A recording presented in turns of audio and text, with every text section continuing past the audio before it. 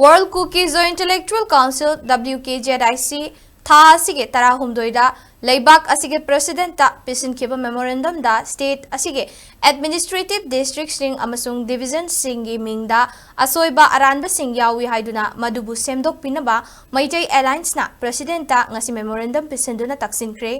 Meitei Allianz ना पिसिनखिबा memorandum अदुगी मतुंग इन्ना world cookies intellectual council ना पिसिनखिबा मेमोरेंडम दा पल्लिबा कुमजा लिसिंग अमगा चमापन हुमफुतरा निथोइदा लेरमखिबा डिस्ट्रिक्ट की मशिंग अमसुंग ममिंग सिंगदा असोइबा कया लेरे कुमजा लिसिंग अमगा चनिपान कुनमरी दगी लिसिंग अमगा चमापन हुमफुतरा मरी फाउबगे ब्रिटिश प्रोटेक्टोरेट सिस्टम मतमदा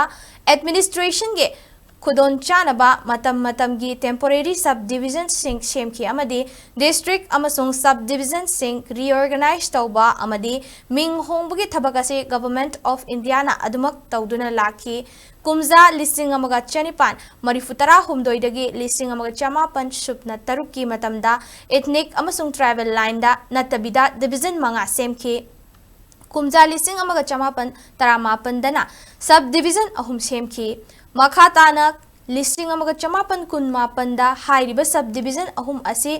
मुथकी अदुगा लिसिंग अमगा चमापन कुंथ्रानिथोइदा तामेंगलोंग सब डिविजन सेमखी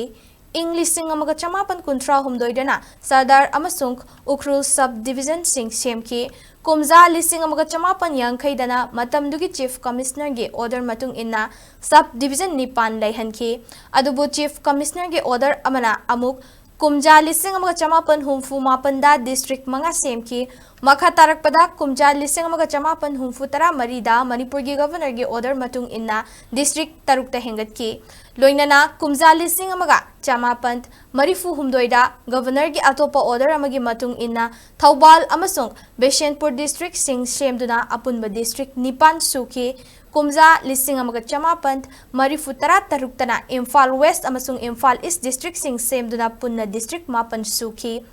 काइनथंगदा कुमजा लिसिंग अनिगा तरा तरुकता अनोब डिस्ट्रिक्ट तरेत अमगा सेमदुना पुन्ना डिस्ट्रिक्ट तरा तरुक सुखी मरम अदुना सब डिविजन अमदी इथनिक लाइन दा सेमखिदे अमदी कनागुम्बा ट्राइब नत्रगा कम्युनिटी अमतना इथनिक लाइन दा डिस्ट्रिक्ट सेमबगी राइट लेते मसीगी मथक्ता कुमजा लिसिंग अमगा चमापन हुमफुतरा निथोइदा डिस्ट्रिक्ट अमता सेमखिदे अमदी मतम मदुदा लैखिबा डिस्ट्रिक्ट सिंग अदु कुमजा लिसिंग अमगा चमापन हुमफुमापनदा सेमखिबा डिस्ट्रिक्ट मंगा अदुतनी वर्ल्ड कुकीज इंटेलेक्चुअल काउंसिल ना इंग लिसिंग अमगा चमापन हुमफुतरा निथोइदा सदर हिल्स अमसुंग टेंगनौपाल यावना डिस्ट्रिक्ट तरुक लैखि हाइरिबा वाफमसी अरानबा सेमजिनबनी मरम अदुना वर्ल्ड कुकीज इंटेलेक्चुअल काउंसिल ना पिसिलखिबा अरानबा इन्फॉर्मेशन सिंग अदु सेमदोक्तुना एक्शन लौखत लोइदबगी मरम लैते हाइरि।